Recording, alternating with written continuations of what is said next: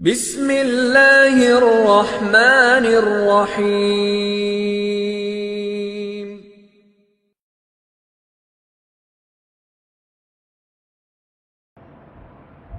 السلام عليكم ورحمة الله وبركاته. إن الحمد لله نحمده ونستعينه ونستغفره. من يهده الله فلا مضل له ومن يضلل فلا هادي له. وأشهد أن لا إله إلا الله وحده لا شريك له وأن محمدا عبده ورسوله أما بعد. قال الله تعالى في القرآن العظيم والفرقان المجيد: فأعوذ بالله من الشيطان الرجيم. بسم الله الرحمن الرحيم. يا أيها الناس اتقوا ربكم الذي خلقكم من نفس واحدة وخلق منها زوجها وبث منهما رجالا كثيرا ونساء واتقوا الله الذي تساءلون به والأرحام إن الله كان عليكم رقيبا. وقال قال رب اشرح لي صدري ويسر لي أمري واحلل عقدة من لساني يفقهوا قولي. وقول نبينا صلى الله عليه وسلم: யஸ்ஸிரு இலகுவாக்குங்கள், உலா துஅஸ்ஸிரு மக்களுக்கு சிரமங்களை கொடுக்காதீர்கள். வபஷிரு மக்களுக்கு நல்லவற்றை எடுத்துரையுங்கள், உலா துனஃபிரு மக்களை விருண்டோடுமாறு செய்யாதீர்கள் என்கிற நபிகள் நாயகம் ஸல்லல்லாஹு அலைஹி வஸல்லம் அன்னவர்களின் பொன்மொழியை சொன்ன வண்ணம் எனது ஜும்ஆ உரையினை ஆரம்பம் செய்கிறேன். இந்த நேரத்தில் நாம் பார்க்க போகிற தகவல் என்னவென்றால், இந்த உலகம் என்பது எத்தனையோ ஆட்சியாளர்களை கடந்திருக்கிறது. மக்களை ஆட்சி செய்யக்கூடிய ஆட்சியாளர்கள் இன்றளவிலும் அவர்கள் மக்களிடத்தில் நடந்து கொள்ளக்கூடிய நடவடிக்கைகள், மக்களுடைய நலன் குறித்து எப்படியெல்லாம் யோசிப்பவர்களாக, அவர்களை ஆளக்கூடிய நிலையில் இருந்து கொண்டு அவர்களுக்கு செய்ய வேண்டிய கடமைகளை உண்மையிலேயே ஆட்சிக்கு பயந்து, மக்களுடைய பொருளாதாரத்தில் தான் நாம் இருக்கிறோம் என்பதை பயந்து ஆட்சியில் இருக்கக்கூடிய மக்களை நாம் எடுத்து பார்த்தோம் என்றால் வெகு சில மக்கள் தான் இருப்பார்கள். ஆனால் இந்த உலகத்தினுடைய வரலாறிலேயே ஒரு மனிதருடைய ஆட்சி காலம் பெரிய அளவுக்கு பேசப்படுகிறது என்றால், இந்த ஒரு மனிதரை மாதிரி உலகத்தில் எவரும் ஆட்சி செய்துவிட முடியாது. இந்த ஒரு மனிதர் மக்களின் மீது பரிவோடு, பாசத்தோடு, அன்போடு அவர் மக்களிடத்திலே நடந்து கொண்டாரோ, அது மாதிரியான ஒரு நிலையில் உலகத்தில் எவரும் இருந்துவிட முடியாது என்று நபிகள் நாயகம் ஸல்லல்லாஹு அலைஹி வஸல்லம் அவர்கள் குறித்து உலகத்தில் வாழக்கூடிய பல நல்லறிஞர்கள் சொல்வதை நாம பார்க்கலாம். குறிப்பாக நாம் பெரும்பான்மையாக கேள்விப்பட்ட நிகழ்வுதான் தி 100 என்கிற ஒரு புத்தகம். அதனுடைய ஆசிரியர் ஒரு கிறிஸ்தவராக இருக்கக்கூடிய அதனுடைய ஆசிரியர் தி மைக்கேல் ஹார்ட் ஹட்ச் என்று சொல்லக்கூடிய ஒரு கிறிஸ்தவர் என்ன செய்யறாரு, உலகின் தலை சிறந்த நபர்கள் யார், தலை சிறந்த 100 நபர்கள், உலகத்துல வாழ்ந்து மறைந்த நபர்கள்லயே மக்களிடத்தில் சிறந்த மனிதராக விளங்கியவர் யார் என்கிற புத்தகத்தை என்ன செய்யறாங்க, தொகுக்கிறாங்க. அதுல முதல் இடமாக உலகத்தில் வாழக்கூடிய கோடான கோடி மக்களிடத்தில் இடம் பிடித்த ஒரு மனிதருடைய புகைப்படம் இல்லாத ஒரு புத்தகமாக அந்த புத்தகம் இருப்பதை நாம பார்க்கலாம். தலை சிறந்த 100 நபர்கள் புத்தகத்தினுடைய தலைப்பு. அதுல முதல் நபரா யார் இருக்கிறாங்களோ புகைப்படமே காணும். யாரு? முஹம்மது நபி ஸல்லல்லாஹு அலைஹி வஸல்லம் அன்னவர்கள். அது குறித்து அதனுடைய ஆசிரியர் சொல்லும் போது என்ன சொல்றாங்க, இந்த முஹம்மது அவர்களின் பெயரால் உலகத்தில் எந்த கோட்டைகளையும் பார்க்கவில்லை, எந்த கொத்தளங்களையும் பார்க்கவில்லை, அவரின் பெயரால் சொத்து சுகங்களை பார்க்கவில்லை. ஆனால் இந்த முஹம்மது நபி ஸல்லல்லாஹு அலைஹி வஸல்லம் அவர்கள் செய்த அந்த ஆட்சி முறை என்பது, அவர்கள் மக்களிடத்தில் நடந்து கொண்ட முறை என்பது உலகத்தில் வாழக்கூடிய கோடான கோடி மக்களுடைய உள்ளத்தில் மிக பெரும் இடம் பிடித்திருக்கிறார் என்று சொல்லக்கூடிய அளவுக்கு ரசூல் ஸல்லல்லாஹு அலைஹி வஸல்லம் அவர்களை குறித்து உலகத்தில் உள்ள பல நபர்கள் பேசுவதை நாம பார்க்கலாம். அப்ப இன்றைக்கும் நாம சில ஆட்சியாளர்களை பார்க்கிறோம். அந்த ஆட்சியாளர்களுடைய நிலை என்னவாக இருக்கிறது? தேர்தல் நேரம் வந்துவிட்டது. சில நபர்கள்லாம் நாம பார்க்கும்போது இந்த நேரத்துல என்ன செய்ய முடியும், அவங்களுடைய முகத்தை நம்ம பார்க்க முடியும். நம்ம ஊர்ல உள்ள கவுன்சிலரா இருப்பாரு, அல்லது நமக்கு பொறுப்பேற்ற நபராக இருப்பார். அவர் எந்த நேரத்தில் பார்க்கலாம்னா இந்த எலெக்ஷன் டேத்துல பார்க்கலாம். இவர் யாரு? இவர் தான் உங்க ஊருக்கு கவுன்சிலரு, இவர் தான் உங்க ஊர்ல உள்ள எம்பி. இப்படின்னு நாம சில நபர்களை பார்க்கக்கூடிய நேரத்துல அவர்களுடைய அணுகுமுறை என்பது அப்படிதான் இருக்கு. அடுத்து அவர் எப்ப பார்க்கலாம்னா அடுத்த எலெக்ஷன்ல பார்க்கலாம்.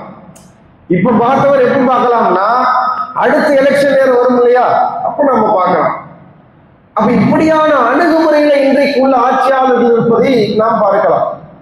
நபிகள் நாயகம் ஸல்லல்லாஹு அலைஹி வஸல்லம் அவர்கள் 2 துறைகளிலுமே அல்லாஹ்வுடைய தூதரவர்கள் ஒரு ஆன்மீக தலைவராகவும் ஒரு ஆட்சியாளர்களும் ரசூல் ஸல்லல்லாஹு அலைஹி வஸல்லம் இருக்கிறாங்க. ஒரு ஆட்சியாளராகவும் இருக்கிறாங்க, ஆன்மீக தலைவராகவும் இருக்கிறாங்க.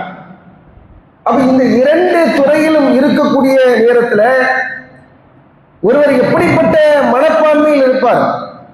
ஒருத்தர் பெரிய ஒரு ஆன்மீக தலைவரா இருக்கிறாரு, அல்லது ஒரு நாட்டை ஆண்டு கொண்டிருக்கக்கூடிய ஒரு நிலையில் இருக்கக்கூடிய ஒரு பிரதமரா இருக்கிறாரு, ஒரு முதல்வரா இருக்கிறாரு என்று வைத்துக் கொள்வோம். அவருடைய அணுகுமுறை என்பது முதல்ல எப்படி இருக்கும்? இந்த 2 நிலைகளை அடையக்கூடியவர் தன்னை ஏதோ பெரிய அளவிற்கு நினைத்து கொண்டு மக்களோடு அவங்க நடக்கக்கூடிய விதத்தை பார்க்கும் பொழுது இலகுவாக மக்களோடு மக்களாக அவங்களை பார்க்க முடியுமா? பார்க்க முடியாது. ஆனால் ரசூல் ஸல்லல்லாஹு அலைஹி வஸல்லம் அவர்கள் மக்களோடு மக்களாக எல்லா நேரங்களையும் அல்லாஹ்வுடைய தூதர் ஸல்லல்லாஹு அலைஹி வஸல்லம் அவங்க 2 நிலைகளிலேயுமே ரசூலுல்லாஹி ஸல்லல்லாஹு அலைஹி வஸல்லம் அவர்கள் நிலைத்திருக்கக்கூடிய நேரத்திலையும் மக்களோடு மக்களாக ரசூலுல்லாஹ் இருந்ததனாம பார்க்கலாம். இந்த அளவுக்குனா ஒரு முறை அனஸ் ரலியல்லாஹு அன்ஹு அவங்களுடைய சகோதரர் உனைஸ் என்கிற ஒரு நபித்தோழர், இந்த செய்தியை நாம பார்க்கக்கூடிய நேரத்துல ரசூலுல்லாஹ்வுக்கு மக்களோடு உள்ள தொடர்பு எப்படி இருக்குது, ஒரு ஆன்மீக தலைவராக ஒரு ஆட்சியாளராக ரசூல் ஸல்லல்லாஹு அலைஹி வஸல்லம் அவங்க மக்களோடு எப்படி இருந்திருக்கிறார்கள் என்பதை நாம இலகுவாக தெரிந்து கொள்ளலாம். அப்ப ரசூலுல்லாஹ் அனஸ் வீட்டுக்கு போவார்கள். போகும்பொழுது அவங்களுடைய சகோதரர் உனைஸை பார்க்கிறாங்க. உனைஸ் எப்பொழுதுமே ஒரு சின்ன ஒரு சிட்டுக்குருவியை வளர்த்துக்கிட்டு இருக்கிறார். அந்த சிட்டுக்குருவி இறந்து போச்சு. இறந்து போனதுனால ரொம்ப கவலையில் இருக்கிறார். சின்ன பிள்ளைங்கள்லாம் நம்ம பார்த்தோம்னா ஏதாவது ஆசையா வளர்ப்பாங்க இல்லையா, வீட்டில் என்ன செய்வாங்க, ஆசையாக சில பிராணிகளை புறா வளர்ப்பாங்க, அல்லது ஆசையாக சில பிராணிகளை வளர்ப்பார்கள். இப்போ அதெல்லாம் இறந்து போச்சுன்னா அவங்களுக்கு ஏதோ வீட்டில் ஒரு மைய தூழ்ந்த மாதிரி என்ன செய்வாங்க, ஆளு பார்த்தோம்னா டல்லாவே இருப்பான், என்னடா இன்னும் சோகமா இருப்பான், செத்து போச்சு, இன்னும் செத்து போச்சு, வளர்த்த புறா செத்து போச்சு, ரொம்ப கவலையா இருப்பான். இதனால பெரிய அளவுக்கு வீட்டில் உள்ளவங்க கண்டுப்பாங்களா? வீட்டில் உள்ள பேரண்ட்டே இது பெருசா நினைக்க மாட்டாங்க. ஆனா அல்லாஹ்வுடைய தூதர் அவர்களுடைய அணுகுமுறையை பாருங்கள். அந்த இடத்துல வீட்டுக்கு போறாங்க, அவங்களுடைய சகோதரர் ஒரு மாதிரி டல்லா இருக்கிறாங்க. ரசூல் ஸல்லல்லாஹு அலைஹி வஸல்லம் அவர்கள் அந்த உனைஸுக்கு அருகாமையில் போய் அமர்ந்து கொண்டு, ரசூலுல்லாஹ் உட்காரணுங்கிற அவசியமே இல்லை, எவ்வளவு யதார்த்தமாக இருந்திருக்கிறார் இருக்கிறார்கள் என்று பாருங்கள்.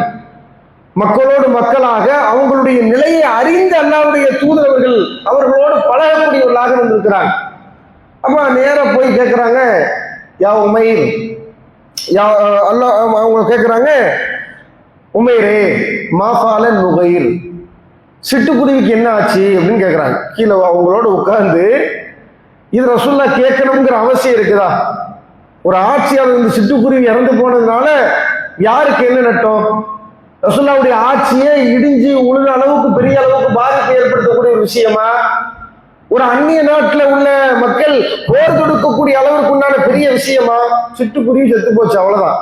இது ஒரு விஷயமே கிடையாது. ஆனா ரசூலுல்லாஹ் அவங்க கிட்ட போய் உட்கார்ந்து என்ன செய்யறாங்க, யா உமைர், உமைரே மாஃபால நுகைர், சிட்டுக்குருவிக்கு என்ன ஆச்சுன்னு கேட்கும்போது அவர் என்ன செய்யறாரு, சொல்றாரு, இப்படி ஆச்சு, இந்த மாதிரி ஆச்சு அப்படிங்கிறாங்க. அப்ப ரசூல் ஸல்லல்லாஹு அலைஹி வஸல்லம் அவர்கள் மக்களோடு பழகக்கூடிய விதத்தை நாம பார்க்கும் பொழுது எல்லா நிலைகள்லையுமே மக்களிடத்துல ஒரு நாட்டிலே வாழக்கூடிய ஒரு சிறுவர் முதல் கொண்டு அவருடைய மனநிலையும் புரிந்து நடக்கக்கூடியவர்களாக அல்லாஹ்வுடைய தூதர் ஸல்லல்லாஹு அலைஹி வஸல்லம் அவங்க தங்களுடைய ஆட்சியை அமைத்திருப்பதை அல்லாஹ்வுடைய தூதர்கள் தாங்கள் யதார்த்தமாக இருந்திருப்பது நாம வரலாறுகளில் பார்க்கலாம். இன்னும் சொல்வதாக இருந்தால் மக்களுடைய ஒவ்வொரு நலன்கள் குறித்தும் ரசூலுல்லாஹ் அக்கறைப்படுவாங்க. ஆட்சி அமைக்கிறார்கள், ஒரு ஆட்சியாளராக இருக்கிறார்கள், மக்களுக்கு என்னென்ன தேவை, மக்களுக்கு சரியான முறையில எல்லாம் சென்றடைகிறதா என்பதை எல்லாம் ரசூல் ஸல்லல்லாஹு அலைஹி வஸல்லம் அவர்கள் பார்ப்பார்கள். ரசூலுல்லாஹ் மதீனாவுக்கு வந்த பிறகு மதீனாவுல உள்ள மக்கள் என்ன செய்யறாங்க, அவங்களுக்கு தெரிந்த விவசாயத்தை செய்கிறார்கள். எப்படி விவசாயம் பண்றாங்க? மகரந்தத்தை இயற்கையாக எப்படி பூச்சிகள் கொண்டு சென்று வேற பூக்கள்ல வைக்குமோ அது மாதிரி இல்லாம இவங்க செயற்கையாவே என்ன செய்யறாங்க, மகரந்தத்தை எடுத்து இன்னொரு பூல வைக்கிறாங்க. ரசூலுல்லாஹ் இதை பார்த்துட்டு அல்லாஹ்வுடைய தூதர் உங்களுக்கு ஏதோ அவங்களுக்கு தப்பா படுது. ரசூலுல்லாஹ்வுக்கு விவசாயத்தை பற்றி பெரிய அளவுக்கு அல்லாஹ்வுடைய தூதர் ஸல்லல்லாஹு அலைஹி வஸல்லம் அவங்க மக்காவில் இருந்தவங்க. அப்ப ரசூலுல்லாஹி ஸல்லல்லாஹு அலைஹி வஸல்லம் உங்களுக்கு அதை பற்றி பெரிய அளவுக்கு தெரியாது. இப்ப என்ன செய்யறாங்க, இப்படி ஏன் பண்றீங்க, ரசூலுல்லாஹ்க்கு தப்பா படுது, இப்படி ஏன் செய்யறீங்க, நீ இப்படி செய்யாம இருக்கலாமே அப்படிங்கிறாங்க. ரசூலுல்லாஹ் சொன்ன அடுத்த விளைச்சலில் பார்க்கும் பொழுது வளமையாக அந்த மக்களுக்கு என்ன விளைச்சல் வருமோ அந்த விளைச்சல் இல்லை, விளைச்சல் கொஞ்சம் கம்மியா வருது. அப்ப கம்ப்ளைண்ட் ரசூலுல்லாஹ் இடத்துல வருது, இது மாதிரி அந்த மாதிரி விளைச்சல் கம்மியாயிட்டு அப்படின்னு சொன்ன உடனே உண்மையிலே இது மாதிரிலாம் யாராவது ஒரு அறிவுரையை சொல்லி ஒரு ஆட்சியாளர் என்கிற சூழல்ல அவர் 4 நல்ல விஷயத்தை மக்களுக்கு சொல்கிறார் என்று சொன்னால் அதனால ஏதாவது பாதிப்பு ஏற்பட்டு விட்டதுன்னு வச்சுக்கங்களேன், அதுக்கும் அவருக்கும் சம்பந்தமே இல்லை அப்படின்ற மாதிரி ஆயிடுவார். ஆமாங்கிற இல்லைங்கிற இப்படின்னு உணர்வாங்கல்ல. அதாவது அவர் சொல்லிதான் ஏதாவது ஒரு சம்பவத்தை பண்ணியிருப்பாங்க, நீங்க சொல்லிதானே எல்லாத்தையும் பண்ண அப்படின்னு சொல்லும் போது என்ன சொல்லுவார் அவரு, இல்ல அது ஏதோ நம்ம சொன்னது கரெக்டா தான் இருக்கும், நீங்க தான் ஏதோ ஒரு மிஸ்டேக் பண்ணிருக்கீங்க, எப்படி நம்ம கரெக்டா தான் உங்களுக்கு அறிவுரை சொல்லியிருப்போம், பிரச்சனை நம்மள்ட்ட இல்ல உங்கள்கிட்ட தான் இருக்கு இப்படின்னு பிடிச்சபடியா என்ன செஞ்சிருவாரு. ரசூலுல்லாஹ் பாருங்க, பிரச்சனை நடந்துட்டு அல்லாஹ்வுடைய தூதர்கள் மக்களின் மீது அக்கறை கொண்டவர்கள். ஒரு நாட்டிலே வரக்கூடிய விளைச்சல் வளமையாக மக்களுக்கு செல்ல வேண்டிய விளைச்சல் வரவில்லை என்று சொன்னால் அதனுடைய கேள்வி கணக்கு நமக்கு இருக்குதுங்கிறத ரசூலுல்லாஹ் புரிஞ்சு வச்சிருக்கிறாங்க. அப்ப என்ன செய்யறாங்க, கூப்பிட்டு வாங்க, என்ன இந்த மாதிரி விளைச்சல் கம்மி ஆயிட்ட, இன்னைக்கு இப்படிலாம் அக்கறைப்படக்கூடிய ஆட்சியாளர்கள் பார்க்க நாட்டையே கொண்டு அடைமானம் வைக்கக்கூடிய நிலையில தான். நாட்டில் உள்ள எல்லா சோர்ஸையும் என்னென்ன துறைகள் எல்லாம் இருக்கிறதோ ரயில்வே துறையை அடமானம் வச்சிருவாரு, தண்ணி வாட்டர் சப்ளை கொண்டு போய் எவன்டையாவது கொண்டு போய் அடமானம் வச்சிருவாரு, விமான நிலையம் விமானங்கள் கொண்டு அடமானம் வச்சிருவாரு, இன்னும் சொல்ல இந்திய குடிகளையே கொண்டு போய் என்ன செஞ்சிருவாங்க வேற நாட்டுல அடைமானம் வைக்கக்கூடிய நிலையில இன்றைக்குள்ள ஆட்சி இருக்கிறது. ரசூலுல்லாஹ் பாருங்க, ரசூலுல்லாஹ் அப்படி கிடையாது. மக்களுக்கு செல்ல வேண்டிய மக்களுக்கு கொடுக்க வேண்டிய விளைச்சல் அதுல குறைபாடு இருக்கிறது, என்னன்னு பார்க்கணும், வாங்க கூப்பிட்டு விடுவாங்க. என்ன ஆச்சு, இது மாதிரி விளைச்சல் கம்மியாயிட்டும், நீங்க தானே சொன்னீங்க, மக்கள் ரசூலுல்லாஹ் தானே சொன்னாங்க, அவங்க தான் சொன்னாங்க இது ஏதோ சரியில்லை, நீங்க இதை மாத்திக்கங்கன்னு சொல்லக்கூடிய நேரத்தில் மாத்தினாங்க, விளைச்சல் கம்மியாயிட்டு. அந்த நேரத்தில் கூட ரசூலுல்லாஹ் மற்றவங்களா இருந்தா 99% அந்த இடத்துல சமாளிக்கத்தான் செய்ய ரசூலுல்லாஹ் என்ன சொல்றாங்க, அந்த நேரத்தில் மக்கள்கிட்ட சொன்னாங்க, ஒன்றை புரிந்து கொள்ளுங்கள், இன்னமா ஆன பஸரும் மிஸ்லுக்கும், மக்களே ஒன்றை புரிந்து கொள்ளுங்கள், நான் உங்களை போல் ஒரு மனிதன், நான் மனுஷன், அவ்வளவுதான். நான் உங்களிடத்திலே மார்க்க விடயமாக ஒரு செய்தியை சொல்கிறேன் என்றால், மார்க்கம் தொடர்பாக ஒரு வணக்கம் தொடர்பாக ஒரு செய்தியை உங்களிடத்திலே சொல்கிறேன் என்று சொன்னால், ஃபலன் உகத்திப அலைஹ, அந்த விஷயத்திலே நான் புரியுரைக்க மாட்டேன். ஏன்னா அல்லாஹ் எனக்கு வஹி இறக்குறான், அந்த விஷயமா நான் உங்கள்ட்ட என்ன செய்ய மாட்டேன், பொய் சொல்ல மாட்டேன், உள்ளதான் எடுத்து சொல்லுவேன். நான் என் அறிவுக்கு உட்பட்டு உலக காரியமாக ஒரு விஷயத்தை சொல்றோம்னா அது அதை விட என்னை விட நீங்க என்ன செஞ்சிருப்பீங்க, அறியக்கூடியவர்களாக இருந்திருப்பீர்கள். அப்ப உலக காரியமாக ஒரு முடிவெடுப்பதாக இருந்தால் உங்கள் அறிவுக்கு எது சரியாக இருக்கிறதோ, எது சிறந்ததாக இருக்கிறதோ அதை செய்யுங்கள். மார்க்க விடயம் என்று வரக்கூடிய சந்தர்ப்பத்தில் அதுல வகைத்தான் நீங்க வகையின் அடிப்படையில் தான் நடக்கணும், என்னுடைய கூற்றின் அடிப்படையில் தான் நடக்கணும் அப்படின்றத சொல்லுவாங்க. இப்படி மக்களுடைய ஒவ்வொரு நலன்கள் குறித்தும் அல்லாஹ்வுடைய தூதர் ஸல்லல்லாஹு அலைஹி வஸல்லம் அவர்கள் அக்கறை உள்ளவர்களாக இருப்பதை நாம பார்க்கலாம். ஒரு முறை ரசூலுல்லாஹ் ஒரு வியாபார சந்தைக்கு வராங்க. ஒரு வியாபார சந்தைக்கு வரக்கூடிய நேரத்துல அந்த சந்தையிலே பொருள்கள் வைக்கப்பட்டிருக்கிறது, தானிய குவியல்கள் இருக்குது. அந்த தானிய குவியலை ரசூலுல்லாஹ் பார்க்கறாங்க, மேல ஈரமான தானியங்கள் என்ன செய்யுது இருக்குது. ரசூலுல்லாஹ் போய் பார்த்துட்டு காய்ந்த தானியங்களாக இருக்கிறது. போய் மேட்டாப்புல பார்க்கறாங்க, இல்லை காஞ்சிருக்கு. உள்ள கையை விடுறாங்க, விட்டோம்னா ஈரமா இருக்கு. கையை விட்டுட்டு ரசூலுல்லாஹ் கேட்கறாங்க, மஹாதா யா சாஹிபு துஆம், கையை உள்ள விட்டுக்கிட்டே கேட்கறாங்க, என்ன இது அப்படிங்கிறாங்க. ஏன்னா இவர் பண்ண வேலை ரசூலுல்லாஹ்வுக்கு தெரிஞ்சுட்டு, இது மாதிரி நடக்குமா இல்லையா? ஒரு சாதாரணமாக ஒரு காய்கறி கடைக்கு நாம சென்றாலுமே என்ன செய்வாங்க, பழைய காய்கறியாக இருக்கக்கூடிய நேரத்துல அதுக்கு மேல அப்படி ஃப்ரெஷ்ஷான காய்கறியா போட்டு வச்சிருப்பாங்க. மேல பார்க்கும்போது என்ன செய்யும், பளபளம் இருக்கிற மாதிரி இருக்கும். நம்ம ஆட்கள் வீட்டுல ஏதாவது காய்கறி வாங்க சொன்னாங்க, போய் வாங்குவாங்க. தாய்மார்கள் ரொம்ப விவரமா என்ன செய்வாங்க, பார்த்து வாங்கிட்டு வருவாங்க.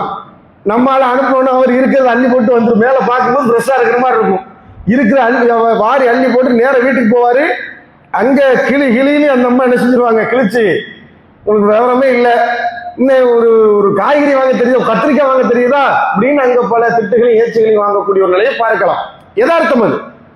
மேட்டாப்புல பார்க்கும்போது என்ன செய்யும், அப்படியே காய்கறிலாம் ஃப்ரெஷ்ஷா இருக்கிற மாதிரி இருக்கும். இல்லை விட்டு பார்த்தாதான் அங்க விஷயம் என்னன்னு தெரியும். அப்புறம் ரசூலுல்லாஹ் கேட்கறாங்க, மா ஹாதா யா சாஹிபு துஆம், உணவு விற்பனை செய்பவரே இது என்ன அப்படின்னு கேட்கிறாங்க. ரசூலுல்லாஹ் இப்படி கேட்கிற நிலையில இருக்கிறாங்க. அதை முதல்ல நம்ம தெரிஞ்சுக்கணும்.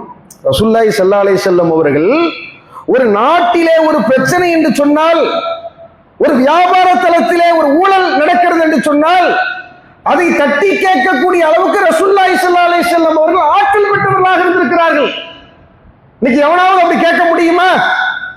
ஆட்சியில் இருக்கக்கூடியவர்கள் இன்றைக்கு என்ன செய்யறாங்க, எலெக்ஷன் டைம் சொத்து மதிப்புகள் என்ன செய்யறாங்க, ஒப்படைக்கிறார்கள். என்ன சொத்து, உங்கள்ட்ட என்ன சொத்து இருக்கு? ஒண்ணுமே இல்லைங்க. யாரு எலெக்ஷன்ல நிக்கக்கூடியவர், பெரிய கேண்டிடேட் பொறுப்புல இருக்கக்கூடிய நபர்கள்லாம் தங்களுடைய சொத்து மதிப்புகளை சொல்கிறாங்க. என்ன சொத்து இருக்கு? என் பேர்ல ஒரு கார் கூட இல்ல, ஒரு பைக் கூட இல்ல. யாரு? ஒண்ணுமே இல்ல அப்படின்னு இருக்கு. ஆனா செஞ்ச ஊழலை பார்த்தேன்னு வச்சுங்களேன், தெருக்கல்ல கட்டி வச்சிருப்பாங்க, பிரம்மாண்டமான நீர்நிலை தொட்டியை கட்டியுள்ளோம். என்னடா பெருமாண்டம் அப்படின்னு பார்த்தோம்னா, ஒரே ஒரு பில்லர் இருக்குங்க, அதுக்கு மேல ஒரு காங்கிரீட், அந்த காங்கிரீட்டுக்கு மேல ஒரு சிண்டெக்ஸ் டேங்க் இருக்கும். எத்தனை லட்சம்? 20 லட்சம் 30 லட்சம் போட்டு வச்சிருப்பாங்க. என்னடா இதுக்கு என்னடா ஒரு பில்லரு, மேல ஒரு காங்கிரீட், அதுக்கு மேல ஒரு சிண்டெக்ஸ் டேங்க், 30 லட்சம். என்னடா இது அநியாயம், அக்கிரமமா இருக்குன்னு பார்த்தோம்னா எல்லாம் என்ன, ஊழல். உண்மையிலேயே நீளமாக நேர்மையாக ஊழல் இல்லாமல் ஆட்சி செய்யக்கூடிய நிலை இன்னைக்கு பார்க்க முடியுமா, கேட்க முடியுமா? போய் ஒரு வியாபார சந்தையிலே மற்ற இடங்களில் நடக்கக்கூடிய ஊழலை கேட்டா அவன் திருப்பி கேட்டுருவான், நீ சரியா? அட நீ ரோடு போட்டு வச்சிருக்கிய அந்த லட்சணம் எப்படி இருக்குன்னு பாரு, நீ கட்டி வச்சிருக்கிற டேங்க் என்ன லட்சணம் பாரு, கிழிச்செடுத்து கேட்பாங்க. வாயை திறப்பாங்களா? திறக்க மாட்டாங்க. நீ அங்கிட்டு உருவு, நான் இங்கிட்டு உருவுறேன். ரசூல்லா கேட்கிற அளவுக்கு ரசூல்லாவுக்கு நிலை இருக்கு. இன்னைக்கு பாருங்க, மேலை நாடுகள் உலக அளவில் நடக்கக்கூடிய சில பிரச்சனைகளை பார்க்கும் பொழுது எஃப்டின் ஃபைல் தொடர்பாகாது, அது உண்மையா பொய்யா அதெல்லாம் ரெண்டாவது கேட்டகரி. அதுல பார்த்தோம்னா அவ்வளவு பெரும் நம்ம நாட்டில் உள்ள பெருந்தகையும் சரி, சில கல்ஃப் கண்ட்ரியில உள்ள பெருந்தகையும் சரி உட்கார்ந்து ஆட்டம் போட்டுக்கிட்டு இப்படி வருது. அது உண்மையா பொய்யாங்கிறது ரெண்டாவது விஷயம். ஆனா நம்ம நடைமுறையில நடக்கக்கூடிய சில விஷயங்களையும் பார்க்கும் பொழுது ஒருவேளை இருக்கும்போது, அதாவது அமெரிக்காவுக்கு எல்லா விதத்திலையுமே அவன் என்ன சொன்னாலும் கூல கும்பிடு போட்டு குனிஞ்சு நிக்கிறான்னு சொன்னா எதுலயே அவன் சிக்கிருப்பானோ அப்படின்ற அளவுக்கு தானே சந்தேகித்து தோணுகிறது பாருங்க. ஆனா அல்லாஹ்வுடைய தூதர் ஸல்லல்லாஹு அலைஹி வஸல்லம் அவர்கள் எவ்வளவு நீதமானவர்களாக அப்பழுக்கற்ற நிலையில் அல்லாஹ்வுடைய தூதர் ஸல்லல்லாஹு அலைஹி வஸல்லம் அவர்கள் இருந்திருந்தால் அந்த மக்களிடத்துல நடக்கக்கூடிய பாருங்க, ஏன் அப்படி பண்றீங்கன்னு கேட்கிறாங்க. கேட்கும்போது உடனே சொல்றாங்க, அசாபத்து சமா யார சொல்லலாம், அல்லாஹ்வுடைய தூதரவர்களே இரவு மழை பொழிந்து விட்டது. காரணம் கரெக்டு தான், நைட்டு மழை பெஞ்சி சொல்ல கட்டுமையா கோவப்படுறாங்க, ஆத்திரப்படுகிறார்கள். மன் கஸ்ஸஃப லைஸ மின்னி, யார் ஏமாற்றுகிறாரோ ஏமாற்றக்கூடிய தன்மையில எவன் இருக்கிறானோ அவன் நம்மை சார்ந்தவன் அல்ல, அவன் முஸ்லிம் அல்ல. நீ ஒரு முஸ்லீமாக இருக்கிறாய் என்று சொன்னால், ஒரு ஈமான்தாரியாக இருக்கிறாய் என்று சொன்னால் உன்னிடத்துல ஏமாற்றக்கூடிய குணம் வரக்கூடாது. இரவு மழை பொழிந்தது, உன்னுடைய தானியங்கள் ஈரமாகிவிட்டது என்று சொன்னால் ஈரமான தானியத்தை ஒதுக்கி வச்சு இது ஈரமானது குடிவீங்க, இது காஞ்சது இப்படி சொல்லுவீங்க. உண்மையை சொல்லி வியாபாரம் செய்யுங்கள், உண்மையை சொல்லுங்கள், மக்களை ஏமாற்றாதீர்கள் என்று சொன்னார்கள். அப்ப மக்களுடைய ஒவ்வொரு நலனை குறித்தும் அல்லாஹ்வுடைய தூதர் ஸல்லல்லாஹு அலைஹி வஸல்லம் அவர்கள் அக்கறை உள்ளவர்களாக ரசூலுல்லாஹ்வுடைய ஆட்சி இருப்பதை நாம பார்க்கலாம். தங்களுக்கென்று ஒன்றும் சேர்க்கல. அல்லாஹ்வுடைய தூதர்கள் இப்படியெல்லாம் மக்களிடத்துல ஒவ்வொரு விஷயங்களையும் சொல்லி ஆட்சி செய்கிறார்கள் என்று சொன்னால் அல்லாஹ்வுடைய தூதரவர்கள் தங்களின் பெயரால் சொத்து பத்துகளை சேர்க்கவில்லை. மக்களின் நபியு ஸல்லல்லாஹு அலைஹி வஸல்லம் துஆபுன் கத்துன், அல்லாஹ்வின் தூதர் ஸல்லல்லாஹு அலைஹி வஸல்லம் அவர்கள் மிருதுவான ரொட்டியை கூட சாப்பிட்டது கிடையாது.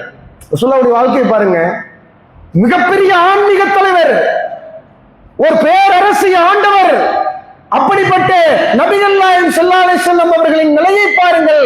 அல்லாஹ்வின் தூதரவர்கள் சாகிற வரை மிருதுவான ரொட்டியை சாப்பிட்டது கிடையாது.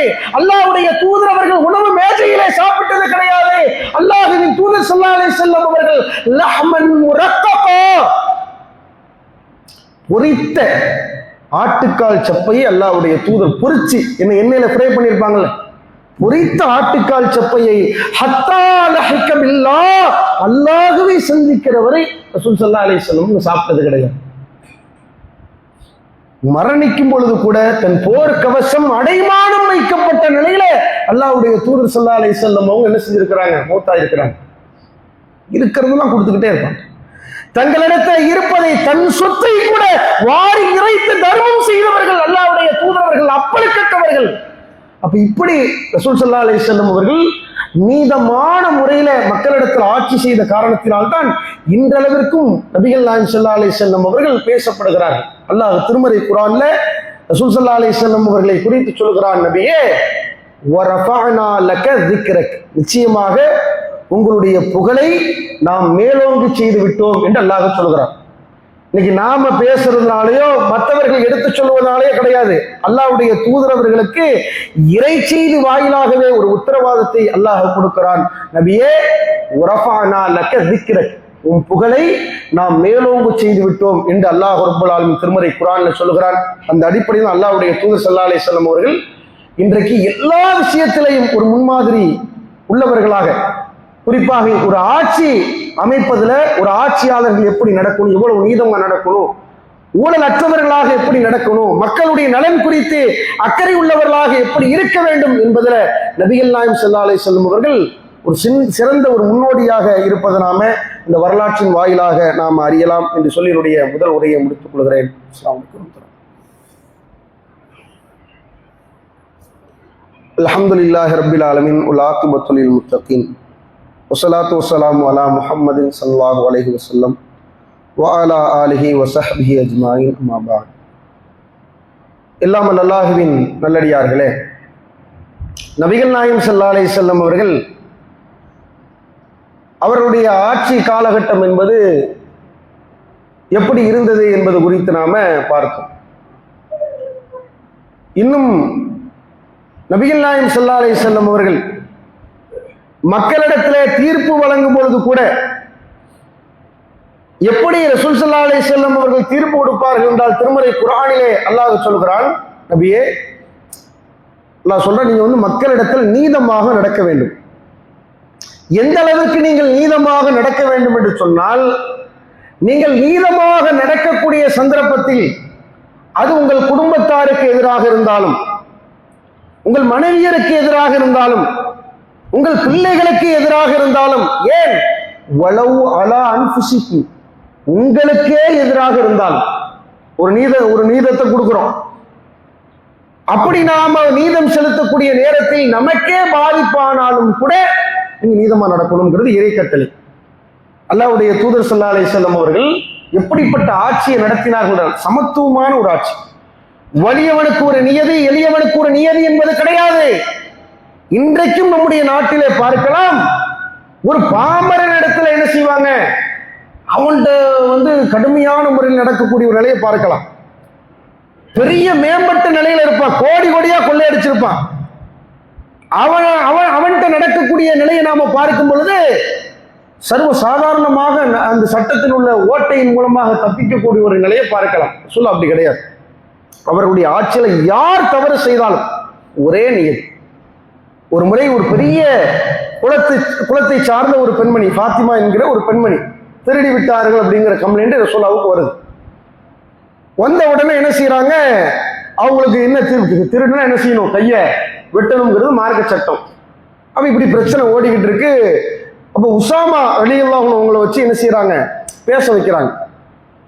நம்ம பேசுவோம், இந்த அம்மா கொஞ்சம் பெரிய இடத்துல உள்ளவங்க, உயர்ந்த குலத்தை சார்ந்த ஒரு பெண்மணி, இவங்களை தண்டிச்சோம்னா அது எப்படி சரியா இருக்குமாங்கிற மாதிரி நேர ரசூலுல்லாஹ்ட்ட பேசுறாங்க. அல்லாஹ்வுடைய தூதர்கள் கடுமையான முறையில கோவப்பட்டு சொன்னார்கள், என் மகள் ஃபாத்திமா திருடினாலும் லகத்தஅது யதஹா, அவள் கரத்தையும் துண்டிப்பேனே ஒழிய, அதான மார்க்கம் சொல்லுது. நீதம் என்றால் இப்படிப்பட்ட நீதத்தை அல்லாஹ்வுடைய தூதர்கள் என்ன செஞ்சிருக்கிறாங்க, தன்னுடைய மகள் திருடினால் கூட என் மகள் ஃபாத்திமா என்பதற்காக இந்த திருட்டு பட்டம் சுமத்தப்பட்டவள் என்றால் அவள் என் மகள் என்பதற்காக நான் விடமாட்டேன், என் மகளாக இருந்தாலும் தண்டனை உண்டுதான். லகத்தஅது யதஹா, அவள் கரத்தை வெட்டி துண்டாக எரிந்திருப்பேன் என்பதை ரசூல் ஸல்லல்லாஹு அலைஹி வஸல்லம் அவங்க என்ன செஞ்சிருக்கிறாங்க, சொல்லியிருக்கிறாங்க. அப்போ இவ்வளவு நேர்த்தியாக மக்களிடத்துல நீதமாக ஊழலற்ற ஒரு சிறந்த ஒரு ஆட்சி முறை அல்லாஹ்வுடைய தூதரவங்க மக்களுக்கு கொடுத்திருக்கிறார்கள். லக்கத் கான லக்கும் ஃபீ ரசூலில்லாஹி உஸ்வத்துன் ஹஸனா, நிச்சயமாக அல்லாஹ்வின் தூதர் முஹம்மது நபி ஸல்லல்லாஹு அலைஹி வஸல்லம் அவர்களிடத்தில் ஒரு அழகிய முன்மாதிரி இருப்பதாக அல்லாஹ் திருமறை குர்ஆனிலே சொல்கிறான். நம்முடைய வாழ்க்கையிலே எல்லா நிலைகளிலுமே எல்லா காலகட்டத்திலையுமே நாம் ஒரு சிறந்த ஒரு ரோல் மாடலாக முன்மாதிரியாக அல்லாஹ்வுடைய தூதரவர்களைத்தான் நாம எடுக்க வேண்டிய ஒரு நிலையில இருக்கிறோம். இன்றைக்குள்ள ஆட்சியாளர்களுக்கு அவர்களுக்கு எப்படி ஆட்சி செய்ய வேண்டும், மக்களிடத்தில் எப்படி அணுக வேண்டும், எப்படி நடக்கணும் என்பதை நபிகள் நாயகம் ஸல்லல்லாஹு அலைஹி வஸல்லம் அவருடைய வரலாற்றிலிருந்து நாம அறிந்து கொள்ளலாம். அப்படிப்பட்ட சமுதாயத்தை அல்லாஹ் ரப்புல் ஆலமீன் ஆக்கி அருள்பாலிப்பானாக என்கிற பிரார்த்தனையோடு எனது உரையை முடித்துக் கொள்கிறேன். வாஹிரு தஅவானா அல்ஹம்துலில்லாஹி ரப்பில் ஆலமீன். அஸ்ஸலாமு அலைக்கும் வரஹ்மத்துல்லாஹி.